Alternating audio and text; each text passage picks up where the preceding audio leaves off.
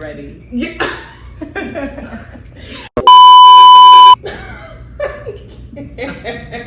No, we can't do this. Okay. Okay. Hey guys, what's up? Welcome back to my channel. Now by the title of this video, you see what it is. We are talking about the top 7 Black romance films of all time. And I have a special guest with me. This is Kaiy Marie The One.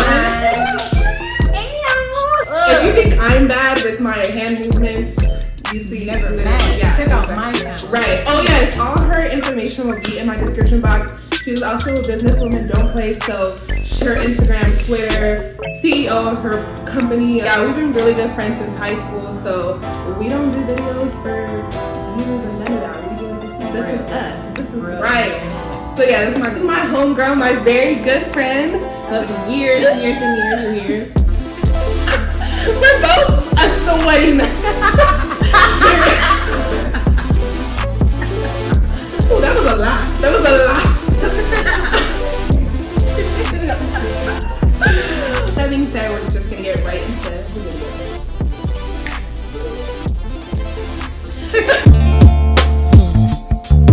Multi-dimensional anomalies. First on this movie review is ATL. This is a classic. I wish I had, yeah, right. New, because I rocked the new. You're right. Thank you. But but this movie is a classic, and Rashad and Nunu, those are the main characters of the film. It's basically about their love story, and the movie really kind of follows both of them, but also gives you a little bit of their background, so who they are, how they came to be, and how they come to each other, and how they kind of like begin their love story together, their romance. It isn't a deep movie in terms of like your heart's not gonna be into it. There's not a lot of like like there's not a lot of like I'm crying, I'm sad, I'm falling on the floor, I'm jumping for joy, I'm giggly, I'm happy. It's just like a cute little teenage just a movie. genuine connection. Yeah, like just a genuine connection. Yeah. Because it's in Atlanta, it highlights, you know, like the Black culture around it. Right. But it's not in like a, I don't know, it's not like the way like Madea movies are very like inherently like you have to know that these are Black people. Right, like, exactly. This one is more just like about the culture. Yeah, about the culture. Being young. The Cascade. Yeah. And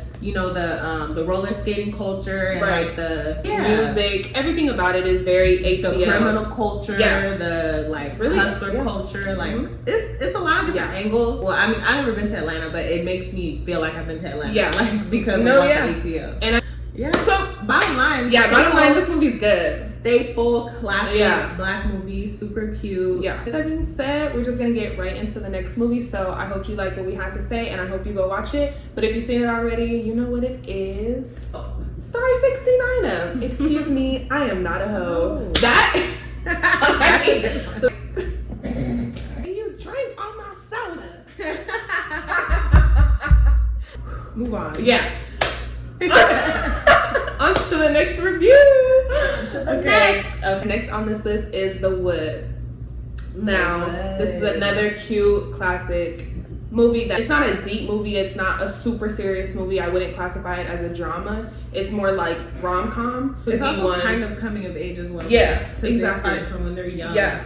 And you're going back and forth between their like adulthood and their childhood. Yeah, and then their teenage years, and then back to their adulthood. So it's like that, but like for Black people, I guess you could say. I mean, like it's through like a guy's perspective. So like you might be thinking like, oh, like I can't really relate, or I don't really like this movie maybe as a woman, but you definitely can, because you can see how like teenage boys act, and it's definitely very relatable.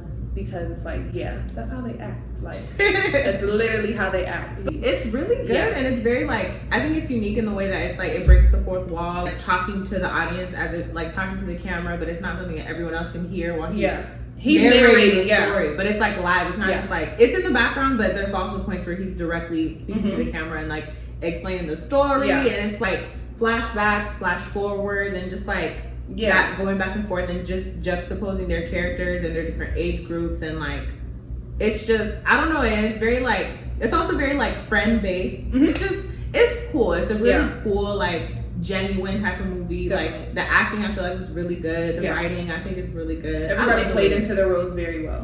I love The Wood. It's a really good movie. So do I like it too. It's like Black romance films and you haven't seen The Wood, you're missing like out. go watch that. Yeah, that I really hope you like this review. I hope you go and watch the movie, and if you've already seen it, you know what it is, and it should be in your top 7 as well. Shoot. But yeah, we're just gonna get right into the next review.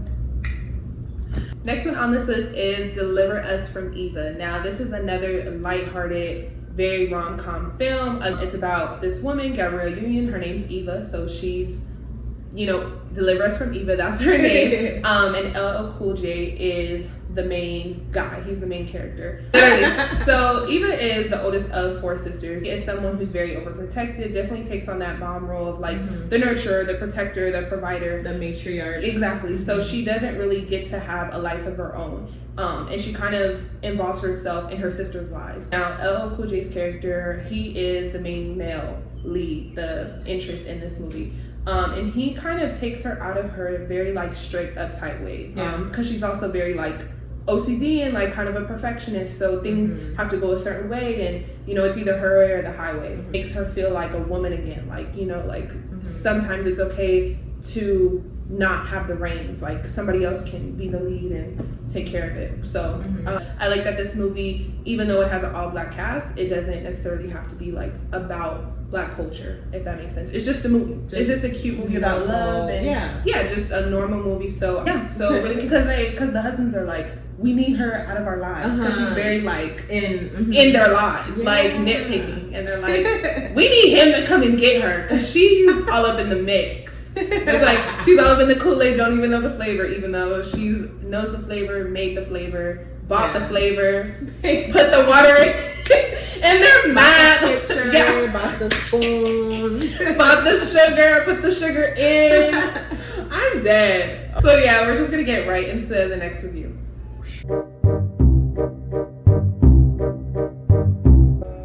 Who was calling? The men? Them tricks keep calling. I noticed. I literally seen a call and I seen a FaceTime, and I was like, dang, like my phone is dry. Her phone is not. This is Black Romance. Right, Black Romance. Like, her phone was literally blowing up, and I was like, my phone is dry. Like, we love a not dry. I don't want to say a wet phone.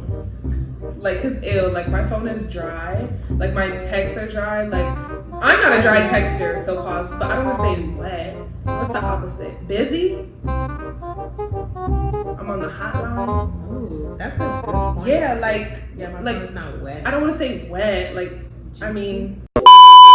Next on this review is Love Jones. Now, I'm going to do a really quick review for this one specifically because Caitlin has not seen it. Yeah, not too familiar. I haven't seen it in this, decade. Literally, probably like maybe once when you were younger. Yeah. Okay, the thing with this movie is I really want to love it. And it's in my top 7, and I'm going to tell you why. It really is good. I just don't like Lorenz Tate's character. Like, he's literally mean. And I can't with mean men. Yeah. Jones is about Nina and Darius, and these 2 characters are played by Lorenz Tate, my personal favorite, and Nia Long, who I actually really like as well.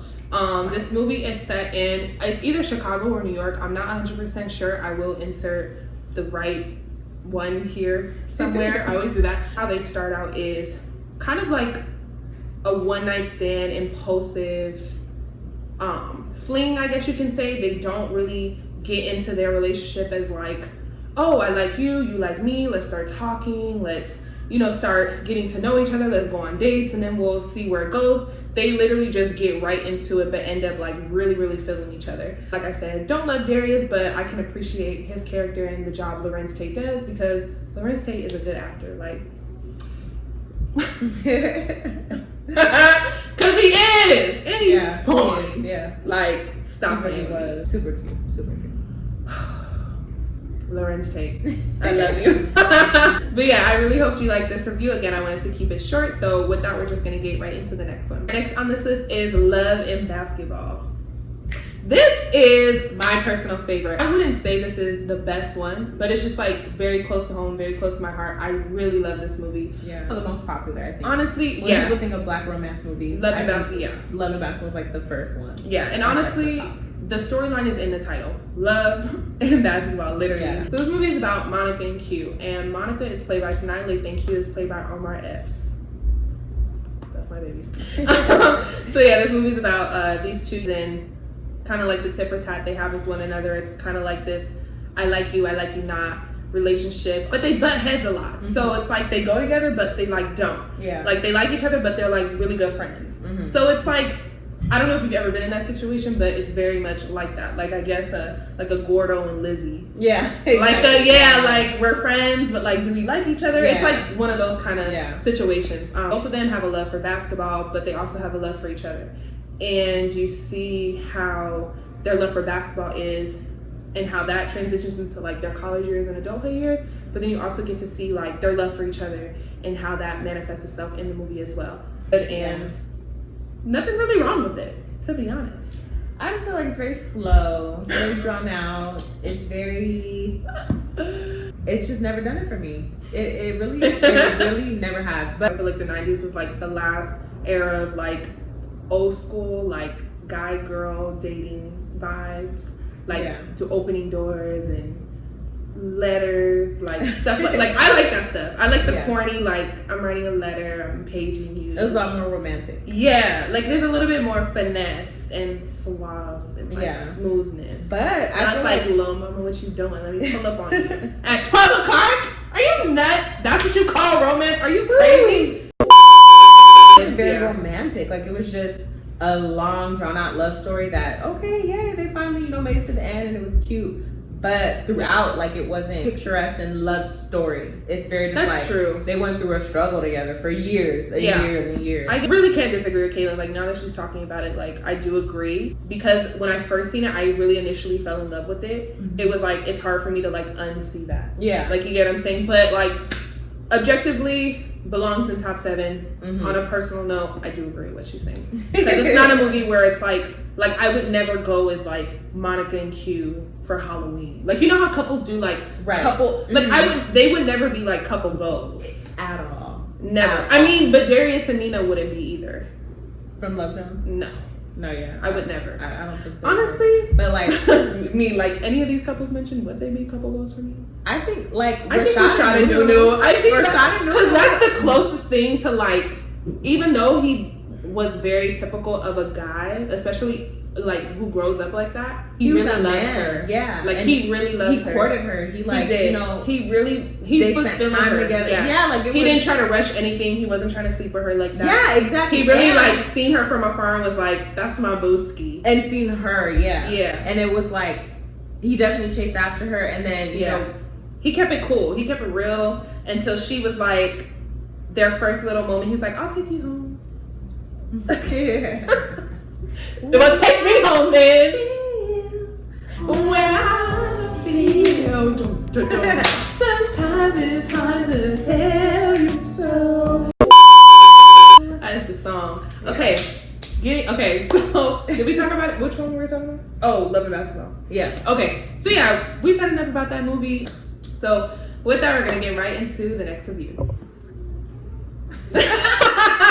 So next on this list is Two Can Play at That Game. Now, this is probably like the most fun of all the movies. Yeah, personally, and unique. Like there's not another really. I haven't seen other movies that are like this. Like this movie is very characteristic and distinct. I haven't seen even like regular like day-to-day non-black movies that have done this. No. Yeah, I loved this movie growing up. Like this was like one of my family favorites. Like I guess it's similar like with The Wood, like talking to the camera. Like I don't know. I feel like I like that because it's like it makes it like just really narration. Puts you in. Yeah, it puts you into like the story. It's just interesting how like they kind of just put kind of a science to the dating game. Mm-hmm. That's really what it was, and that's like what the movie is each about. Side like how men view it. Like okay, so this is what I'm gonna do, and how men chop it up with their homies and they try to act like they don't, but they are, going to their friends and seeing how to play it, like how to play it cool. Literally, two can play that game. So it's like two is the male perspective and the female perspective of how to play it cool when in a relationship, how to have the upper hand. Yeah, how to have the upper hand. Yeah. But it's like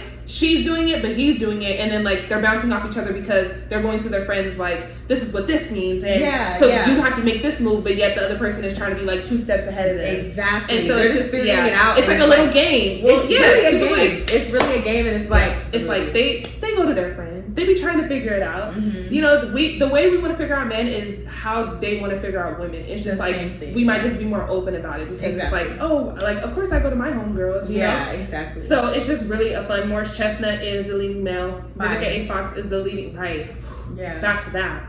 And people, oh, have you seen Love and Basketball? Love Jones the Wood. Yeah. People are like, oh, 100%. It's not so stereotypical. Yeah, have you seen Two Could Play That Game? People might be like, oh, no, I haven't seen that. Or maybe I know the actors, but like I haven't actually went ahead and watched the movie. And like, not just like Vivica's character, like it's like you guys see her friends, and her friends, how they do with their man. And like one friend has a man that's like, well, I'm a man, I can look right, and like he's like low key a cheater, but like on the low, and, like, like it's just because I'm a man. And then like Monique's man is like broke with no job and younger than her and stuff like that, but it's like she loves that like that young hood, thug. Like that's how it is for her. And like, you know, romance films get the label of like chick flicks, or like these are for women. Legit, like guys can watch this. I remember my cousin was the one who put me on Love and Basketball. Oh wow! So like Dar, he loves that movie. Yeah, and so it's just like all these movies mentioned. I genuinely feel like men can watch them as well. Yeah, I feel like none of them are chick flicks. No, and if you honestly, if you even feel like uncomfortable, like maybe watching it alone or with your boys, like watch it with your girl if you have one. Like, hey, like you want to watch a movie, babe? Like let's watch this and just like see how you feel about it. Mm-hmm. With that, we're gonna get into the last movie of this review. Woo! Next on this list is Waiting to Exhale Now. This is new because I literally am the one who is not as informed. Caitlin is gladly gonna take this one over. I've seen clips, if I'm being honest, YouTube clips at that. Waiting to Exhale, really fire movie. Like the lead is Whitney Houston, so bam, like you already know right there. But Whitney Houston, Angela Bassett, Loretta Devine, right? I think. Yeah, that's her name. And I don't know the other woman's name, but I'm also not familiar with her as an actress. Yeah. But it's 4, and it's very friend based. This one definitely is a chick flick, like quote unquote, definitely chick flick. Just more like from the female perspective. Yeah, from the premise of the movie is like it's Waiting to Exhale because it's like you're just so tense trying to figure out like your love life and your dating situation, and they're all waiting to get to that man where they can exhale and just like, okay, I can relax. Because they're so stressed out with the ones that they're with. Yeah, exactly, and it's just all these just different depictions of these complicated, you know, just situations with men. But it's very like, what's cute about it is that they come together always. Like because are they friends or? Yeah, they're all friends. And it's like they band together and try to support each other. And like, I mean, sometimes it comes from a place of, girl, you know, you shouldn't be doing that. Like you shouldn't be blah blah blah. Or it's coming from a place like you deserve this, or like it's like they're just trying to help each other out. They all have their own situations. Neither of them can judge one of the other, you know, like none of them can because they all are in complicated situations, but they band together at the end of the day. And I don't know, it's just cute that they rely on each other. And at the end, like I don't know, you don't expect all the endings. I won't spoil like what happens, but you don't expect, like, I guess it would just be easy to say that, oh, okay, they all just find a perfect man and it's just all gonna be perfect. And it's like it's so much deeper than that. Like the realizations that they come to, it's more personal. And literally, like, I like what she said. Watching me, I like to review. I'm gonna go watch it. That's what you should be doing. You like the reviews, go watch the movie. Go watch it. I like what she said. Alright, so that was it. That was the top 7 black romance films of all time. Now, these reviews were completely 100% objective, as you've seen. We also gave like a little bit of our personal reviews as well, but as I like to keep it on this channel, little to no spoilers and just like a general review, really for those who haven't seen these movies but want to know about them. And if you're into this subcategory of films, like I said, these are the movies that you need to watch that are perfect for you. And my special guest, Kaiy Marie The One. Thanks so much for having me. Like I said, I'm gonna put all her information in the description box below. But with that being said, we're gonna get straight into my favorite part. You already know, the honorable mentions. Alright, you guys, in the honorable mentions today, we are going to have something new. Poetic Justice. Jason's Lyrics. Disappearing Act. Brown Sugar. The Best Man. The Photograph. And Clean and Slim. That This is a lot, like a lot of laughing, a lot of giggling, a lot of fun. Bella Maze, best movie reviewer on YouTube. Best one out. Like, if you don't know, now you know. Right, now you know. Now you know. Do you have anything to say? Like, comment, and subscribe. Hey. Bella Maze. Go check out her channel, period. Kaiy Marie The One. Love and comments. Let us know what's your top 7. Because, you know, it's not the end all be all. No, yeah, definitely. I'd like to get you guys' opinions.